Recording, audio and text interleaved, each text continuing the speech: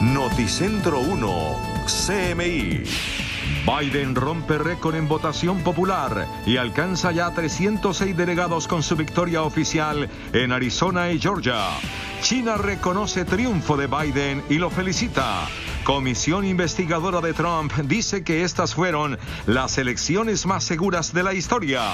Hillary Clinton sería embajadora ante las Naciones Unidas. En Colombia crece crisis en productos agrícolas. Es baja del consumo, explica el presidente Duque. Regalan y arrojan papa en Bogotá y Popayán. La venden a bajos precios en peajes. La FAO denuncia que hay desorden agrícola en el país. Centrales obreras se unen y piden $1 millón para salario mínimo. Es una petición incoherente, dicen los empresarios. Lluvias en todo el país en este puente. Tormenta amenaza a San Andrés. Procuraduría pide volver a regular precios de medicamentos. 3.8 millones de vehículos se desplazan este puente en todo el país. Aprueban en comisiones nuevo código electoral. Comercio y pequeñas industrias siguen en caída. Con Claudia Palacios y Margarita Ortega. Buenas noches. El presidente electo de los Estados Unidos, Joe Biden, rompió el récord de votación popular. Con 306 delegados electorales termina la jornada y consolida su ventaja frente a Donald Trump. Biden ganó el apoyo de dos estados tradicionalmente republicanos, Arizona y Georgia. Y los gobiernos extranjeros siguen haciendo llegar sus mensajes de felicitación al presidente electo de los Estados Unidos, Joe Biden, a pesar del bloqueo impuesto por el Departamento de Estado por órdenes de la administración Trump. El que lo hizo más recientemente fue China. Y mientras Joe Biden consolida su victoria, la comisión investigadora designada por el presidente Trump para revisar con lupa los comicios asegura que estas han sido las elecciones más seguras de la historia en la Unión Americana. Nuestro corresponsal en Washington, Jaime Moreno, con los detalles. Jaime, buenas noches. Hola Claudia, Margarita, muy buenas noches. Ya se hizo la proyección final de cuántos fueron los votos electorales que recibió cada uno de los candidatos a la presidencia de los Estados Unidos y ya solamente queda el proceso de certificación oficial de que Biden será el próximo presidente de los Estados Unidos, porque el equipo legal del presidente Donald Trump hasta este momento no ha sido exitoso en evitar la certificación de las elecciones. Biden obtuvo 306, es decir, 36 electores más de los que necesitaba para convertirse en el próximo presidente de Estados Unidos. El presidente Trump solo acumuló 232 electores. A esta cifra final se llegó después de que los medios de comunicación en Estados Unidos proyectaran que Biden se quedó con Georgia, un estado en el que no ganaba un presidente demócrata desde hace 28 años. He's afraid of the non-white vote in this country, and that's what won the election for Joe Biden, was the non-white vote turned out and put him out of office. 57% of white people in this country wanted 4 more years of this son of a bitch. Las grandes cadenas de televisión que aún no se atrevían también proyectaron la victoria de Biden en Arizona, un estado tradicionalmente republicano. El último demócrata que resultó victorioso en Arizona fue el expresidente Bill Clinton. Personas jóvenes, en su mayoría de origen hispano, inclinaron la balanza a favor del Partido Demócrata. Pese a la contundencia de los resultados electorales, al referirse hoy al estado de la vacuna contra el COVID, el presidente Trump dejó en evidencia que aún no reconoce que Biden ganó. Ideally, we won't go to a lockdown. I will not go. This administration will not be going to a lockdown. Hopefully, whatever happens in the future, who knows which administration it will be. I guess time will tell.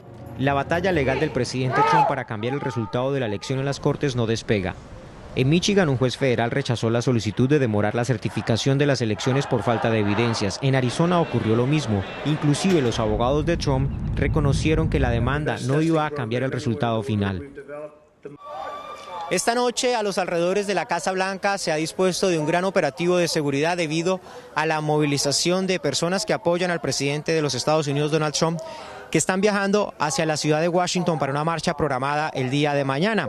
Ya se presentan algunas tensiones en las calles de las primeras personas que han llegado a esta movilización aquí a la Casa Blanca, y por esta razón este dispositivo de seguridad que han dispuesto las autoridades y la alcaldesa de la ciudad de Washington. Me despido de ustedes con el desarrollo de esta información postelectoral. Jaime Moreno para CMI La Noticia. Sigan ustedes con más información en Bogotá. Y en Noticias de Colombia, los productores de papa que enfrentan una grave crisis por los bajos precios del tubérculo salieron a los peajes a vender su producto. Lograron comercializar unas 300 toneladas. En los principales peajes de Cundinamarca se activó la iniciativa ya reconocida como la Papatón, una estrategia que busca incentivar la venta de este producto. Se estima que nos visiten cerca de 700.000 vehículos, que ingresen 700.000 vehículos al departamento. Los paperos han sido los más afectados en temas económicos por el poco consumo de la papa y por los intermediarios que suben los precios en plazas y supermercados. Crítica, la situación es crítica. Yo creo que es la situación más crítica que hemos vivido en toda la historia, porque en el 2013, a pesar de que tuvimos dificultades, logramos salir y por lo menos comprar la papa. Hoy la papa ni siquiera nos la compran. Si usted sale de viaje desde Bogotá, podrá adquirir la papa en bolsas de 5 kilos por medios bultos y el bulto completo. El precio no supera los 45.000 pesos por bulto, por lo que se espera una recuperación de este sector. Pues me parece súper, porque la verdad tenemos que apoyar a los productores colombianos. Es una iniciativa que debemos de apoyar, sobre todo en estos tiempos de crisis. Que ellos recojan su dinero en cambio de que la papa se pierda, me parece que es muy justo. La venta de papa se dará hasta el próximo lunes en el peaje de Siberia en la calle 80, en el de Chusacá en la autopista sur, el de Casablanca en la calle 13, el centro agroindustrial de la papa en Villa Pinzón, el peaje de Los Andes en el norte de Bogotá, el de Boquerón en Chipaque y el Roble. Mientras tanto, en regiones productoras de papa como Boyacá y Cauca, los cultivadores protestaron y regalaron el tubérculo a los transeúntes. 4 toneladas de papa fueron regaladas a la comunidad de Popayán por parte de los cultivadores, como protesta ante la caída del precio derivada de la importación del tubérculo. Los tratados de libre comercio nos tienen en la cuerda floja por la importación de papa procesada. Aseguran los agricultores que el precio de 20.000 pesos al que se negocia el bulto no compensa la inversión de cultivo y cosecha. Las familias que se afectadas son más o menos unas 116.000 familias. Los papicultores indicaron que tomarán parte del llamado a paro nacional convocado por las centrales obreras para el próximo 19 de noviembre. Y otros cultivadores de papa protestaron frente al Ministerio de Agricultura. Piden ayudas y estímulos. Cansados por la crítica situación que han vivido durante los últimos 7 meses a causa de la poca venta de papa, algunos agricultores manifestaron pacíficamente frente al Ministerio de Agricultura. La papa que movilizaron desde diferentes departamentos fue puesta en la puerta del ministerio como símbolo de protesta. Las exigencias se las hicieron directamente al presidente Iván Duque y al ministro de Agricultura. A decirle al gobierno nacional que tiene que resolver el problema de precios justos para la papa, que debe resolver también el que no se hagan más importaciones de papa que le hacen demasiado daño a los productores colombianos. Los productores de papa no descartaron una nueva movilización con más agricultores de este producto. Y el presidente Iván Duque invitó esta noche a los colombianos a consumir papa colombiana para ayudar a los papicultores nacionales afectados por una baja de precios, y aseguró que el incentivo que está dando el gobierno permitirá la comercialización de 200.000 toneladas del tubérculo. Según el presidente Iván Duque, la caída de los precios de la papa es consecuencia del bajo consumo por el cierre de la economía debido a la pandemia, y por eso pidió solidaridad con la campaña para aumentar el consumo de papa colombiana.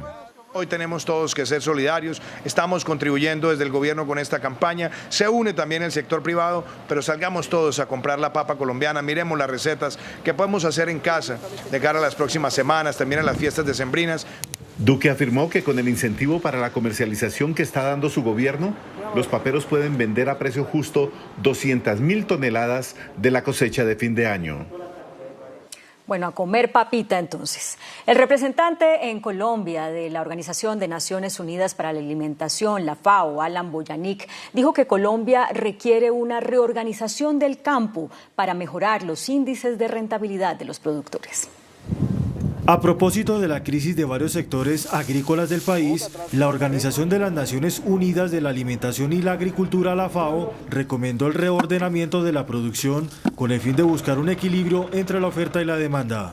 Cultivar, nutrir, preservar. 3 palabras clave que de una u otra manera nos llevan a analizar el sistema agroalimentario. Es decir, cuando hablamos de sistema agroalimentario, estamos hablando de acciones que se deben realizar. Asimismo señaló que es indispensable un modelo logístico en el sector agrícola para evitar que intermediarios se lleven la mayor parte de los recursos. acciones pertinentes para que todos estos intermediarios puedan también ser eficientes, reducir sus costos. El representante de la FAO participó en la segunda cumbre Colombia Rural. Las centrales obreras destaparon su propuesta de reajuste en el salario mínimo para el 2021. Piden que sea de $1.000.000. La propuesta unificada de las centrales obreras plantea elevar el salario mínimo a $1.000.000, pero con subsidio de transporte en total pasaría de 980.657 pesos como está hoy a 1.120.000. En este incremento de salarios planteamos que no debe recaer únicamente en el sector empresarial. El gobierno debe asumir, como lo han asumido la mayoría de países del mundo, con un aporte importante. La petición de los sindicatos implica un aumento de alrededor del 14%. El ajuste para este año había sido apenas de 6%. No es empobreciendo a la gente, como se reactiva, como se activa la economía colombiana. De tal manera que las centrales obreras, las confederaciones de pensionados, iremos a la mesa de negociación con el ánimo de llegar a un acuerdo. Se espera que el Ministerio de Trabajo convoque para la primera semana de diciembre a la Comisión de Concertación para iniciar la discusión sobre el nuevo salario mínimo. Por su parte, los gremios de la producción afirmaron que la propuesta de las centrales obreras es incoherente. La propuesta de las centrales obreras para el ajuste al salario mínimo del próximo año no cayó bien al interior del sector empresarial. Los gremios de la producción pidieron coherencia con las propuestas frente a la actual situación económica del país. La propuesta de las centrales obreras en materia de salario mínimo es totalmente incoherente con la situación económica que vive el país. Es pensar con el deseo y además fuera de la realidad. FENALCO llamó a la prudencia y afirmó que el ajuste debe estar en línea con la inflación causada de este año proyectada al 2%. Tenemos que ser muy prudentes y muy cuidadosos este año en la negociación y concertación del salario mínimo. Tenemos que preocuparnos más por los desempleados que por quienes aún conservan su empleo. Por su parte, ACOPI señaló que las empresas están tratando de sostener los empleos actuales. Buscar el equilibrio entre darle la oportunidad al sector empresarial, como tú muy bien lo dijiste, por lo menos de recuperar el empleo que se ha perdido y no terminarlo de asfixiar. La próxima semana iniciará la discusión de la Comisión de Concertación Salarial. Las autoridades meteorológicas pronosticaron lluvias durante este fin de semana. Una tormenta tropical afectará el clima en la isla de San Andrés. La tormenta tropical Iota se dirige hacia San Andrés y las islas del Caribe colombiano. Si continúa con su trayectoria, podría afectar a la isla el próximo domingo. El INAH recomienda al Sistema Nacional de Gestión de Riesgo seguir atentos ante el incremento de la altura de las olas, incremento en la fuerza de los vientos, rachas de vientos, precipitaciones acompañadas de tormentas eléctricas. Simultáneamente, el IDEAM pronosticó fuertes lluvias para este puente festivo. Hay alerta roja en departamentos como Norte de Santander, Meta, Cesar, Cundinamarca y Boyacá, pero también pronostican aguaceros en La Guajira, Magdalena, Chocó, Valle y Nariño. En Antioquia, las fuertes lluvias ya provocaron algunos deslizamientos de tierra, específicamente en el municipio Bello.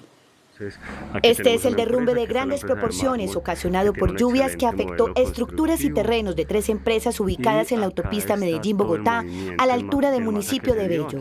Organismos de emergencias ordenaron la evacuación de empleados para evitar un riesgo mayor. Se desprende, estamos hablando aproximadamente de 1.000 metros cuadrados. Son 3 empresas las afectadas. La del centro tiene mayor afectación porque su parte estructural se vio afectada en el proceso. En total, 15 municipios están en riesgo por lluvias en Antioquia. Lo más crítico se vivió en San Luis y Puerto Berrío por fuertes aguaceros que provocaron el desbordamiento de quebradas e inundaciones que dejaron cultivos, fincas y vías afectadas. La Superintendencia de Salud ordenó la suspensión de la operación de la EPS Medimás en los departamentos Valle del Cauca, Nariño, Santander y Antioquia. Por orden de la Superintendencia de Salud, la EPS Medimás dejará de operar en Antioquia, Nariño, Santander y Valle del Cauca, según el organismo, porque no brinda las garantías para el aseguramiento y la prestación de servicios de salud de 731.421 afiliados.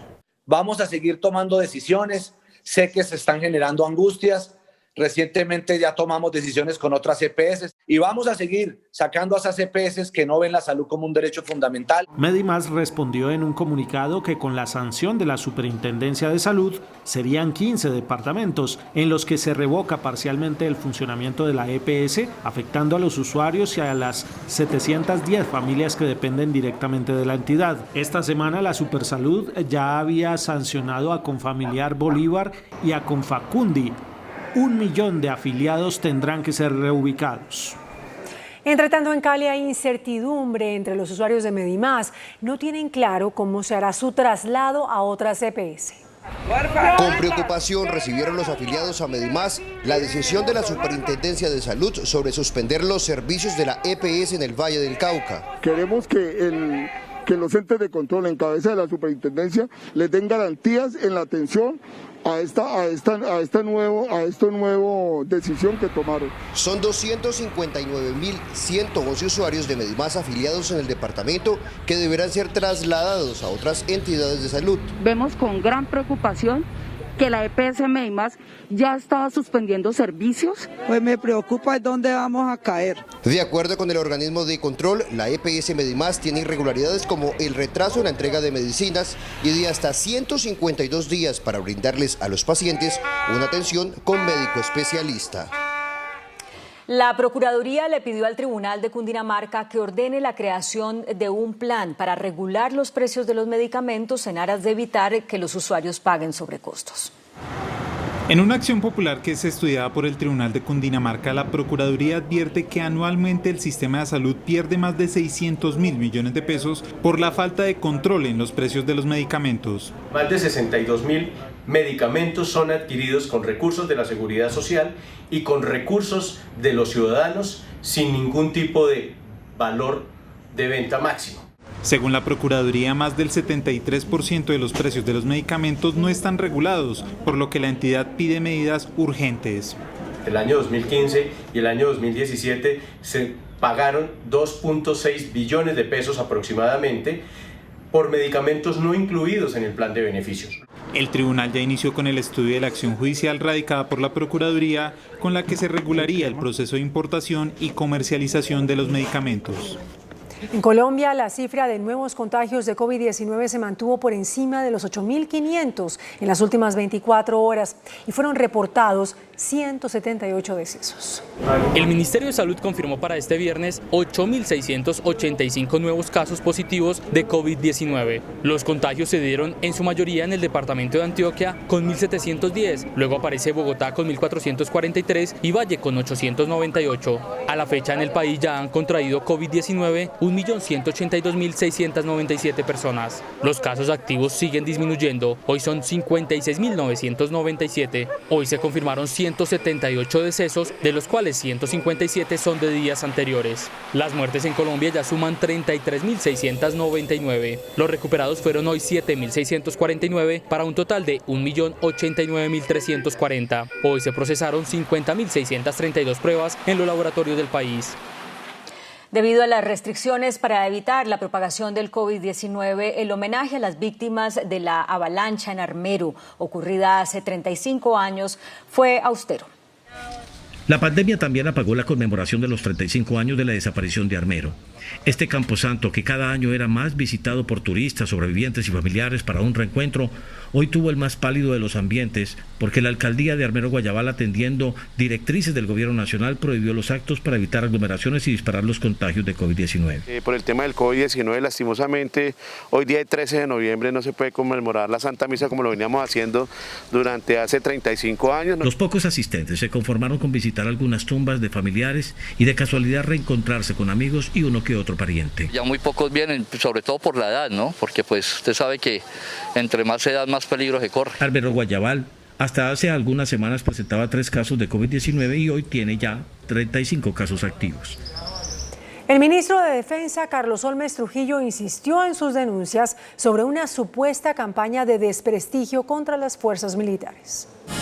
El ministro de Defensa hizo esta advertencia ante los oficiales que ascendieron a teniente coronel y tendrán la responsabilidad de liderar las tropas en las regiones. Hay una campaña de desprestigio contra nuestros soldados y policías. por cuenta de quienes hacen politiquería con la muerte. Maltratar a las mujeres y hombres de nuestra fuerza pública, que todos los días ofrendan sus vidas, se volvió un discurso politiquero en búsqueda de ganar votos. Pidió a los nuevos coroneles actuar con transparencia. Que queremos oficiales respetuosos de la ley, oficiales apegados a la ley sin ningún esguince, oficiales que honren su uniforme. Según el ministro, las malas acciones de la fuerza pública se deben juzgar de manera individual. La Sociedad de Activos Especiales, encargada de administrar los bienes en proceso de extinción de dominio, inició un plan para entregar terrenos decomisados a grupos ilegales de manera que sean usados para la construcción de vivienda. La SAE inició con un plan con los alcaldes, gobernadores y el gobierno nacional para utilizar bienes decomisados a los grupos criminales para la construcción de viviendas. Va a ser una verdadera transformación y reactivación para el territorio. Contamos con unos grandes aliados. El plan inició en Cali y ahora ya se aprobó un proyecto en Barranquilla tras el aval de la gobernadora. Un predio de más de 46 hectáreas sumadas, ¿sí?, que catastralmente puede llegar a costar más de 40.000 millones de pesos, ¿sí?, y que en el pasado perteneció a un proceso irregular e ilícito. El próximo año se extenderá en varias regiones este proyecto de construcción de viviendas en bienes embargados a los grupos criminales. En plena reunión del partido FARC y el gobierno se conocieron nuevas amenazas de muerte contra los dirigentes y excombatientes de la desaparecida guerrilla. Fue en plena reunión de la Comisión de Seguimiento y Verificación del Acuerdo de Paz, conformada por delegados del partido FARC y el gobierno, donde recibieron un audio amenazando de muerte a los líderes y excombatientes de la costa en proceso de reincorporación. Mientras estábamos reunidos, nos llegó un audio de amenazas del Clan del Golfo contra nuestra compañera Carolina en La Guajira y lo mismo contra otros dirigentes de nuestro partido en la región. El partido FARC espera que el presidente Iván Duque cumpla con los compromisos de protección adquiridos en reciente reunión con sus dirigentes. Duras críticas lanzó el vicepresidente de la Corte Suprema, Luis Antonio Hernández, a la prensa que, según sus palabras, se dedica a defender algunas causas judiciales sin objetividad y sin pudor. Las críticas a los periodistas que se dedican a defender ciertas causas jurídicas sin objetividad y con agravios para la justicia las lanzó el vicepresidente de la Corte Suprema, Luis Antonio Hernández, durante el encuentro anual de la justicia. Se nos agravia desde distintas orillas cuando nuestras decisiones no coinciden con ciertas opiniones o intereses. Aseguro que muy distinto es hablar de la línea editorial de un medio o la libre expresión. Cada vez es más evidente la presión que sobre la justicia se ejerce. Indicó que esa manera de presionar a la justicia merece todo rechazo. El Instituto Colombiano Agropecuario ICA trasladó su sede a unas instalaciones más pequeñas en las que paga un canon de arrendamiento más alto. La denuncia sobre esta irregularidad la hizo la Contraloría General. A este edificio en el sector de Ciudad Salitre de Bogotá, el Instituto Colombiano Agropecuario ICA trasladó su sede. La Contraloría General denunció irregularidades por 113 millones de pesos en el nuevo contrato de arrendamiento, teniendo en cuenta que se trata de unas instalaciones más pequeñas, pero en las cuales el ICA paga más por metro cuadrado.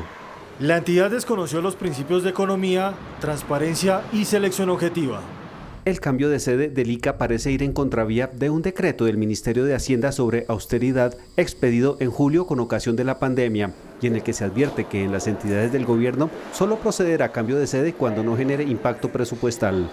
Estas irregularidades, según la Contraloría, serán trasladadas a la Fiscalía y a la Procuraduría para las correspondientes investigaciones. Una masiva salida de viajeros se producirá este fin de semana. La Policía de Carreteras proyecta que 4 millones de vehículos se movilizarán por las vías del país. El director de la Policía de Tránsito y Transporte, general Carlos Rodríguez, afirmó este viernes que se activó un plan especial por el puente festivo de la Independencia de Cartagena, donde la movilidad aumentaría considerablemente en las vías del país. Por favor, recordar el fenómeno del hidroplaneo, donde se pierde la adherencia de la llanta al asfalto. De igual manera, recordar que debemos ampliar la distancia de seguridad entre los vehículos y hacernos muy visibles en las vías.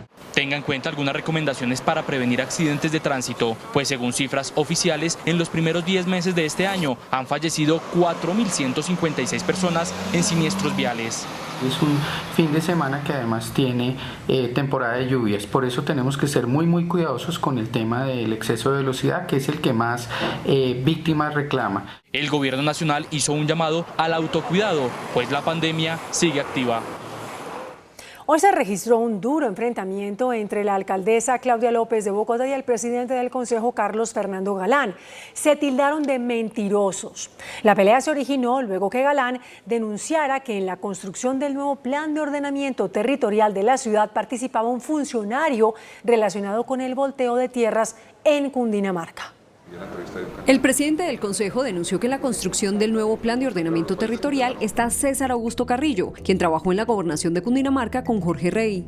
A mí sí me preocupa que una persona que es la mano derecha de quien la misma alcaldesa llamó el jefe del cartel del volteo de tierras, ahora sea un asesor en el POT de Bogotá. Galán lanzó duras críticas a la alcaldesa por la designación y la invitó a corregir el error.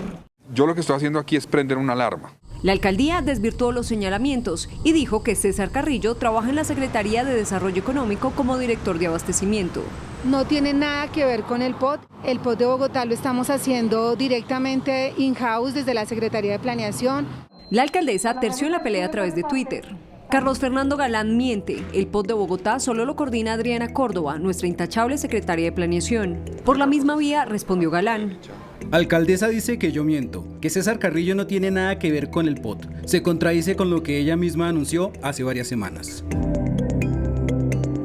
Mezclas hechos y nombres de manera engañosa para afirmaciones mentirosas con el propósito de enlodar y sembrar duda. La misma política de mentiras, odio y polarización que dice rechazar, pero que hoy usas porque crees que te conviene. Ese oportunismo y mezquindad no es el camino. El POT llegará en junio del próximo año al Consejo de Bogotá. Fue aprobada en primer debate en las comisiones primeras de Senado y Cámara la reforma al Código Electoral, una iniciativa que plantea ampliar el horario de votación y paridad de género en las listas. El proyecto de reforma al Código Electoral contempla transporte gratis el día de elecciones, aumento de puestos de votación en zona rural, paridad de género en listas a corporaciones públicas. Se mantiene el voto manual, pero se introduce el voto electrónico mixto, es decir, se vota en un dispositivo que emite una certificación que es depositada en una urna. El proyecto incluye además facultades extraordinarias al presidente de la República para reestructurar la registraduría. Hay varias cosas que nos preocupan muchísimo. Se le da facultades al presidente para reestructurar la registraduría, crece la burocracia de la registraduría. La iniciativa introduce además normas contra el fraude electoral. Para que no vuelvan a votar los muertos y nos alejemos de los fraudes, también logramos algo muy importante y es ampliar el horario de votación. En Colombia ya no se cerrarán las mesas a las 4 de la tarde, sino a las 5 de la tarde. El artículo de la Ley de Garantías fue retirado. Se ha concertado con toda la oposición de que no se va a derogar la Ley de Garantías, que esa Ley de Garantías va a seguir vigente en favor de la oposición. La iniciativa pasa a las plenarias de Senado y Cámara. El presidente de la Asamblea de Caldas, Juan Sebastián Gómez, renunció al cargo y también abandonó su colectividad política, el partido de la U.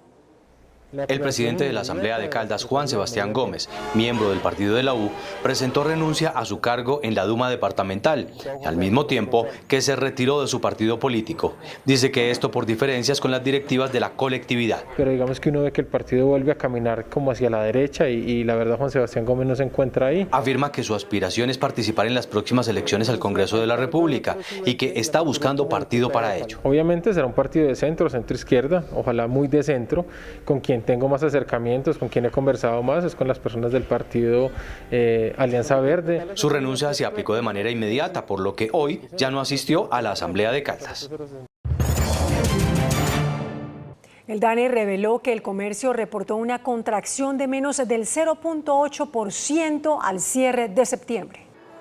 El comercio sigue arrojando cifras negativas en medio de la pandemia. Desde abril, cuando se registró la peor crisis con menos 42,9% en caída de las ventas, hasta septiembre, con una caída en ventas de menos 0,8%. Según el director del DANE, Juan Daniel Oviedo, lo peor es la pérdida de empleos en el sector. al igual que en el sector manufacturero, tenemos una persistencia e incluso una caída más profunda del personal ocupado en las actividades de comercio minorista. Según el DANE, el personal ocupado ha venido cayendo en el sector del comercio. En septiembre, el desplome fue de menos 7%. Y la presidenta de ACOPI, Rosemary Quintero, reveló que el 93% de las MIPYMES reportaron caída en sus ingresos. De acuerdo con la encuesta empresarial de la Asociación Colombiana de Pequeñas Industrias, el 93% de las MIPYMES tuvo una reducción significativa de sus ingresos, lo que muestra que aún persisten las dificultades por el COVID-19. El 40% ha cancelado contratos laborales y el 60% de las compañías señala que la recuperación de los ingresos está por debajo del 25%. Mejora el acceso al crédito, pero no es suficiente. Tenemos una estructura de costos tan pesada que puede estar llegando al 54% aproximadamente, y a mayor tamaño va disminuyendo. La próxima semana se realizará el Congreso de ACOPI, donde se diseñará una estrategia para la reactivación. La hidroeléctrica de Ituango comenzará a generar energía en el primer trimestre del año 2022, anunciaron hoy el presidente Duque y las autoridades del departamento de Antioquia.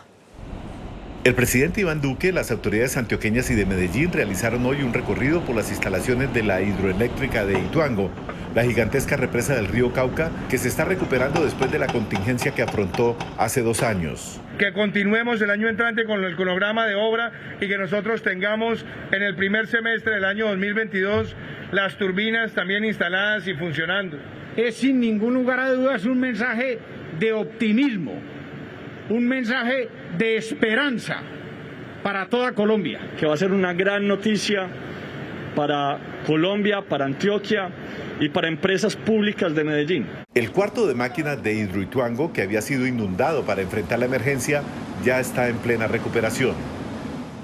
El índice de capitalización de la bolsa, que mide el comportamiento de las 20 principales acciones, cerró al alza. El índice de capitalización de la Bolsa de Valores de Colombia subió 0,22% a 1.209 puntos. La acción de El Cóndor fue la que más subió, con una valorización de 2,56% a 1.000 pesos. La acción de Corpi Colombiana fue la que más bajó, con una pérdida de 2,54% a 27.270 pesos. La acción más negociada de la jornada fue la de Preferencial Bancolombia, al movilizar más de 10.000 millones de pesos. El dólar cerró a la baja. Indicadores económicos en Noticentro 1 CMI. La tasa representativa del mercado, que regirá hasta el martes, será de 3.639 pesos con 95 centavos. Los profesionales del cambio compran la divisa en promedio en 3.570 pesos y la venden en 3.610 pesos. Un euro cuesta 4.311 pesos con 50 centavos. La libra de café en Nueva York se cotizó en dólar con 9 centavos. El azúcar se transó en 14,93 centavos de dólar la libra. El barril de petróleo WTI se cotizó en $40 con 12 centavos. La referencia Brent para Colombia se cotizó en $42 con 72 centavos. Una acción de Ecopetrol cuesta 2.000 pesos. Varias naciones europeas se encuentran en máxima alerta por el avance descontrolado de la segunda ola de COVID-19. La situación es tan compleja que, por ejemplo, en España, varias regiones piden autoconfinarse. El descontrolado aumento de los contagios en toda España es preocupante en varias regiones en el norte del país, donde las autoridades han instado a más de 500.000 de personas a entrar en un autoconfinamiento voluntario, pidiendo limitar al máximo la actividad social y el movimiento para así frenar el avance de la epidemia. La situación no es muy diferente en Alemania, que volvió a registrar un nuevo máximo al confirmar más de 32.500 casos en menos de 24 horas, mientras hay alerta por la saturación de algunas UCIs. Rusia también siguió por este camino al registrar un nuevo récord diario de casi 22.000 infectados, siendo Moscú la más afectada por el brote. Estados Unidos, el país más golpeado por el COVID-19, con más de 243.000 decesos y 10.7 millones de contagios, experimenta un descomunal crecimiento de los casos. Al menos 34 estados han impuesto restricciones o han detenido su reapertura. Con una media diaria de casi 250.000 de infectados diarios, las hospitalizaciones y las muertes por coronavirus continúan aumentando en todo el territorio estadounidense. Las autoridades están en máxima alerta por un eventual colapso de los sistemas sanitarios y la preocupación se extendió a 34 estados que ya están deteniendo sus planes de reapertura por etapas o imponiendo nuevas restricciones para frenar la propagación de la pandemia, como limitar las reuniones sociales y volver obligatorio el uso de tapabocas. Las medidas se toman porque en apenas 13 días se duplicó el número de infectados diarios y al menos 46 de los 50 estados del país han registrado un incremento de los contagios de hasta el 50%. El tifón Banco causó graves estragos a su paso por Filipinas. Es el quinto tifón que afecta al país en menos de un mes. Ha dejado esta racha de tifones 42 muertos, 22 desaparecidos y 50 heridos a su paso, especialmente por el norte del país. La tormenta Banco causó graves inundaciones, las peores que se recuerdan en Manila en décadas. Miles de personas protagonizaron masivas marchas en todo Perú en rechazo al gobierno del presidente Manuel Merino, en medio de una jornada que terminó con decenas de detenidos y heridos tras choques entre manifestantes y la fuerza pública. Activistas de la ONG Chalecos Amarillos dejaron en evidencia cómo integrantes de la policía disparaban a quemarropa con bombas lacrimógenas contra los ciudadanos.